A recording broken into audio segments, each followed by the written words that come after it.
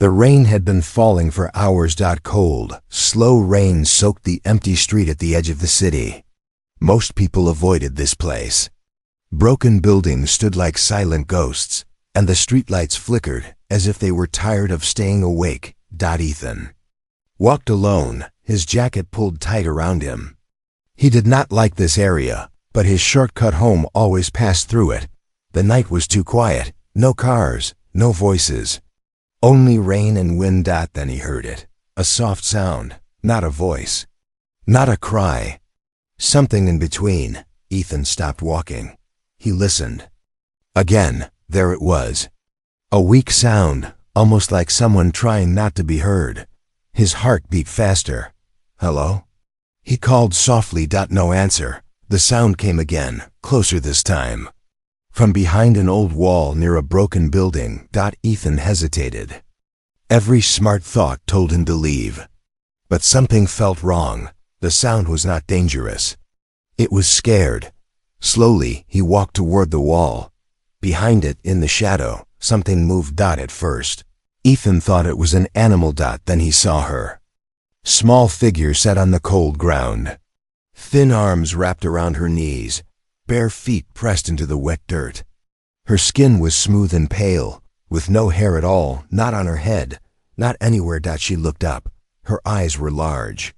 Too large to be human, dark and shining with fear. Ethan froze. She was not human. The girl did not move. She did not run. She only stared at him, breathing fast, like a trapped animal. Ethan raised his hand slowly. I'm not here to hurt you, he said, his voice low and calm. She did not understand the words, but she understood the tone. Her breathing slowed. Just a little. Ethan noticed more details now. She wore no shoes, no proper clothes. Only thin fabric, torn and dirty. Her body was covered in small scars. Old scars. Someone had hurt her. She was shaking. From cold. From fear. From both. Rain touched her skin, and she flinched as if even water hurt. Ethan felt something twist in his chest. How long have you been here? He whispered. She did not answer. Instead, she slowly raised one hand, pointing behind her. Toward the dark sky. Ethan followed her finger. Above the broken buildings, faint smoke drifted into the clouds. Almost invisible, but real. Something had fallen from the sky. His mind raced. A crash, a ship, an experiment. Whatever happened, this girl was left behind. Abandoned. A sudden noise echoed nearby. Metal scraping. Something moving in the distance. The girl panicked. She crawled backward, pressing herself against the wall. Her eyes filled with tears, but she made no sound. She was hiding from something. Ethan stepped between her and the street. It's okay, he said, even though he was not sure it was true. I won't let anyone hurt you. The words felt heavy. He barely knew her. He barely understood what she was, but he knew one thing. She was afraid, and she was alone. The noise faded, but the fear did not leave her eyes. Ethan took off his jacket and slowly placed it on the ground in front of her. She stared at it. After a moment, she reached out and touched the fabric. Her fingers trembled. She pulled it closer, wrapping it around herself like it was the most valuable thing in the world. That small act broke something inside Ethan. He made a decision.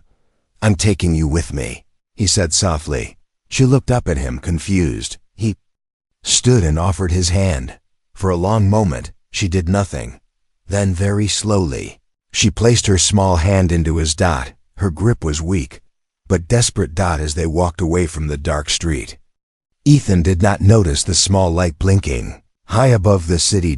He did not know that someone else was watching, and he did not know that this choice, this one moment of kindness, would soon make humanity known across the stars. Ethan did not speak as they walked. The city lights felt too bright, the streets too open. Every sound made the small alien girl tighten her grip on his jacket. She stayed close to his side, her head lowered, her steps unsure. Each time a car passed, Her body shook. She had never seen a city like this before. Ethan slowed his pace. He did not want to scare her. When they reached his apartment building, she stopped suddenly. The tall door, the bright light above it, the sound of voices inside, it was too much. She pulled back. Her eyes widened, filled with fear again. "It's safe," Ethan said softly. Though he was not sure how she heard safety in any language, he crouched down, bringing himself to her level. He opened the door just a little, letting warm light spill out into the dark. She flinched but did not run. That was enough. Inside the apartment, everything felt quiet. The door closed behind them and the outside world disappeared. The alien girl stood frozen, her eyes moving everywhere at once. Walls, furniture, ceiling. She watched like the room might attack her at any moment. Ethan took off his shoes and pointed at them. Slowly, she understood and copied him. Her bare feet touched the floor. She looked surprised. The surface was warm, clean. She pressed her toes down again, like she was testing if it would hurt. It didn't. She relaxed just a little. Ethan went to the kitchen and brought back a glass of water. He placed it on the table and stepped back. She stared at it. Water meant pain to her. Cold sprays. Loud sounds.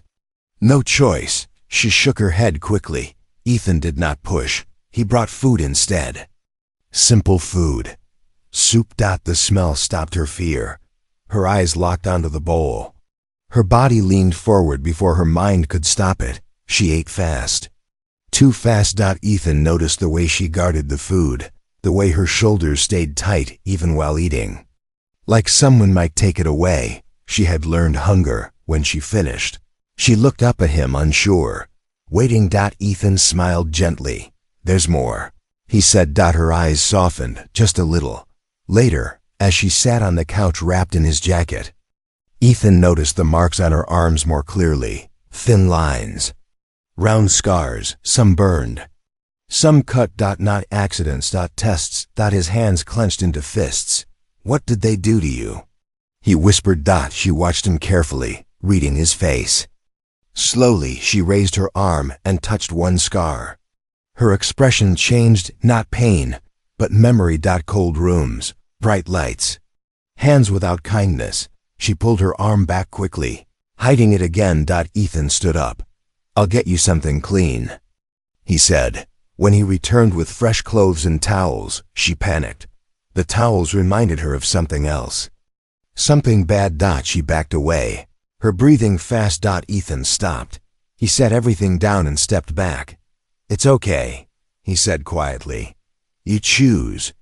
The word meant nothing to her, but the action did. He sat on the floor, turning his back slightly, giving her space. Minutes passed. Slowly she reached for one towel. She touched it. Soft, warm, not rough, not cold. She pressed it to her cheek. Her eyes filled with confusion. No pain followed. That night, she did not sleep much. Every sound woke her. Every movement made her tense.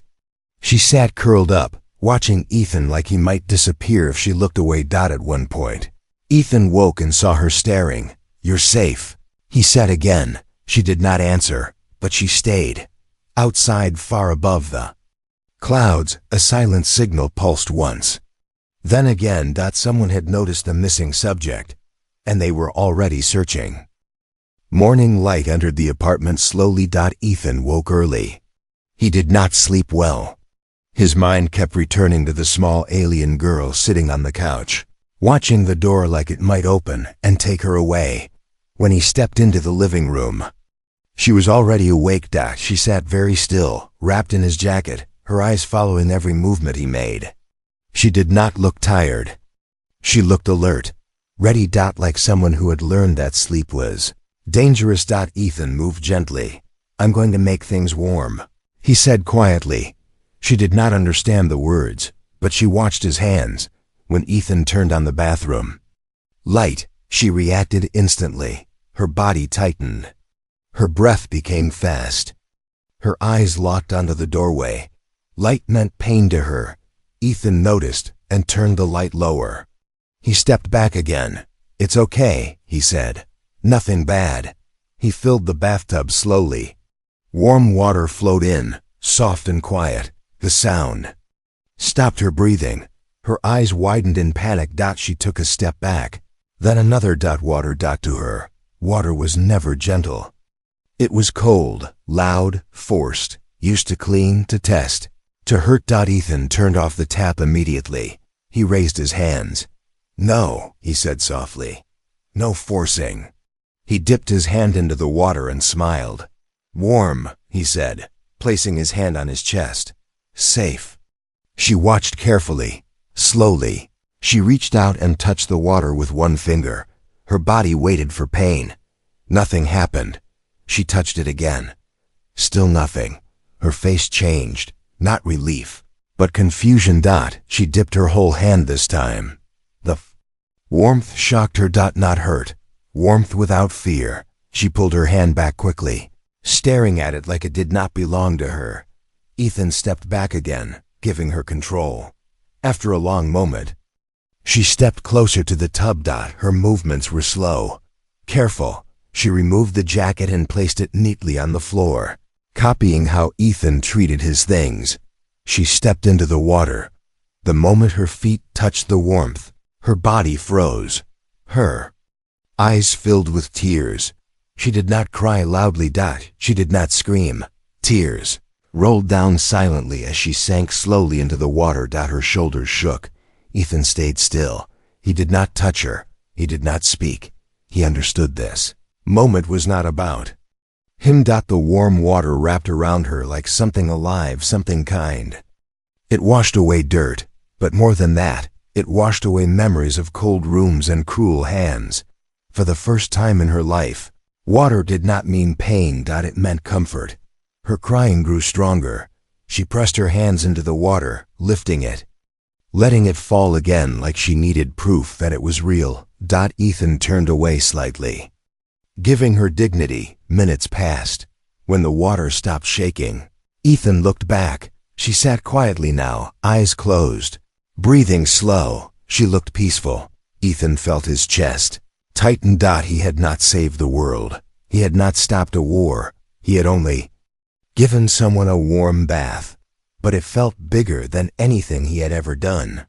When she finished, she wrapped herself in the towel. This time she did not flinch. She held it close, pressing it against her skin like it was precious. She looked at Ethan. Her eyes were different. Now, still scared, but softer. She raised her hand and gently touched his sleeve. Not grabbing, not begging, thanking. Ethan swallowed hard. That was when he heard it. Low hum. So quiet he almost missed it. The lights flickered. The alien girl's head snapped up. Her fear returned instantly. She stepped back, her body tense again. She knew that sound. Ethan went to the window, high above the city, hidden behind clouds. Something moved. Something. Searching. Something that had finally found her. The humming sound did not return that night, but the fear stayed. The alien girl sat close to Ethan, her knees pulled to her chest. Every few minutes, her eyes moved to the window. She was listening for something only she could hear. Ethan noticed. "You're scared," he said quietly. She did not answer, but her fingers tightened around the towel. Ethan sat on the floor instead of the couch. He wanted to look small, safe. "I won't let them take you," he said. The words meant little to her, but the promise in his voice meant something. Slowly she reached out and touched her head, then her chest, then the floor. She was trying to show him something. Ethan watched closely. She closed her eyes. Her breathing changed. She pressed her fingers to her temple, then moved her hand outward. Images filled Ethan's mind, not pictures, feelings. Cold metal. Floors. White rooms with no windows. Bright lights that burned the eyes. Hands holding her down. Angry hands. Empty ones. She cried silently again, her body shaking as memories surfaced. Ethan's heart pounded. "You don't have to," he whispered, but she continued. She showed him a crash, fire, noise, The ground rushing up. Pain. Then silence. She was pulled from broken metal. Not rescued. Collected. She was placed in a room with others like her. Some smaller. Some older. None with names. They were numbers. She touched her arm again, showing the scars. Tests. Needles. Machines. Cold water. No voices. No comfort. Only orders. Only fear. Ethan felt sick. They treated you like an object, he said. She nodded once. Then she showed him Earth. A secret place. A hidden base. Humans watching. Measuring. She was never meant to leave. But something went wrong. A mistake. A fire. Confusion. She escaped. Not because she was brave. Because she was lucky. Her story ended with her alone in the rain. Ethan's hands shook. He stood and walked to the window again. The city looked normal. Peaceful. But somewhere beneath it, something dark had happened. You're safe now, he said again. She looked at him. Then she shook her head. Slowly. She pointed upward. The sky. They were not done with her. A sudden knock echoed through the building hallway. The alien girl froze. Her eyes widened in pure terror. Ethan moved toward the door, his heart racing. Another knock. Louder. Double quote, sir. Building. Maintenance, a voice called. Ethan did not answer. The girl backed away, her breathing fast. She looked for somewhere to hide. Ethan opened a closet. She stepped inside without question, curling into a corner. Ethan closed the door gently. The knock came again, harder this time. Ethan opened the door. Just enough. Two men stood outside. Both wore plain clothes. Too plain. Their eyes scanned the room behind him. We're looking for something that might have fallen from the sky last night. One said. Ethan felt cold. I didn't see anything, he replied. The man smiled. It did not reach his eyes. We'll be checking the area, the man said. For everyone's safety. They left, but Ethan knew the truth. They were not maintenance. They were hunters. Ethan returned to the closet and opened it. The girl was shaking. He held up his hands again. They're gone, he said softly. She looked up at him, fear still burning. In her eyes, for the first time, she made a sound. A small word, broken, barely human. Home? Ethan swallowed. He shook his head slowly. This is your home now, he said. She studied his face. Then she nodded. Outside, far above the clouds, a signal grew stronger. The search had entered its final stage. The city did not sleep that night. Ethan felt it. Even before the sound started, the air felt wrong. Too quiet, too controlled. Like the city was holding its breath. The alien girl sat on the floor beside him. She had not moved far from him since the men came to the door. Her eyes stayed on the window now. Watching the dark sky, she suddenly stiffened. Ethan followed her gaze. Lights. Not stars. Small blue lights moved slowly between the clouds. Silent. Careful. Searchlights. They're back. Ethan whispered. The girl pressed her hands to her ears, shaking her head. Her fear was deeper now. This was not just memory. This was recognition. She knew them. Ethan stood up. Okay, he said quietly. We leave. He grabbed a backpack and quickly filled it with food, water, and clothes. His hands moved fast, but his mind was calm. The girl watched him. She pointed to the door, then shook her head. Outside was danger. She pointed to the floor. Then the walls. Inside was a trap. A low vibration passed through the building. The lights flickered. Then the power went out. Darkness swallowed the apartment. Ethan's heart pounded. Footsteps echoed below. Not human footsteps. Heavy. Too even. The girl grabbed Ethan's sleeve and pulled him toward the bathroom. She opened a small hidden panel behind the wall. Something Ethan never noticed before. A service tunnel. Old. Forgotten. They climbed inside.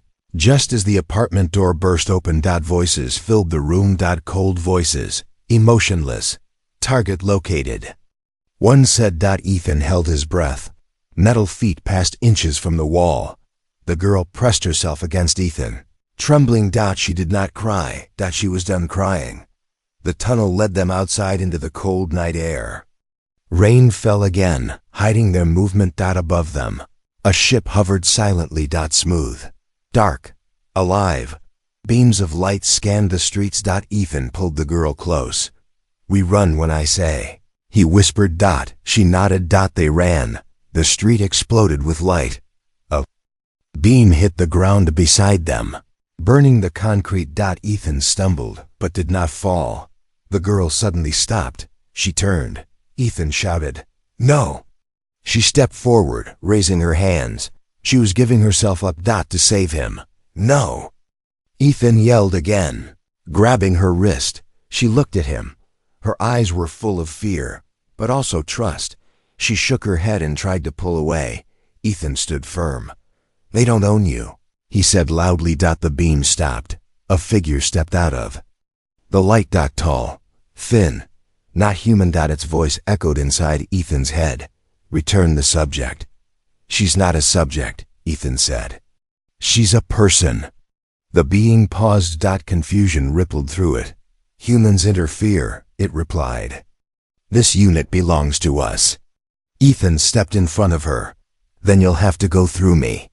The being scanned him, weak, small, no weapons. It raised its arm. Suddenly, lights turned on all around them. Cars stopped. People stepped outside. Phones were raised. Cameras recorded. Everything. Humans. Lots of them. The being froze. Ethan did not plan this. But humanity showed up anyway. The alien girl looked around. Shocked. So many humans. Standing. Watching. Protecting. The being lowered its arm. "This changes nothing," it said. "The galaxy will respond." "Good," Ethan said. "Let them see who we are." The ship rose into the clouds and vanished. Silence followed. The girl collapsed to her knees. Ethan knelt beside her. She looked up at him, tears finally falling. Not from fear, from relief. She spoke one clear word. "Stay."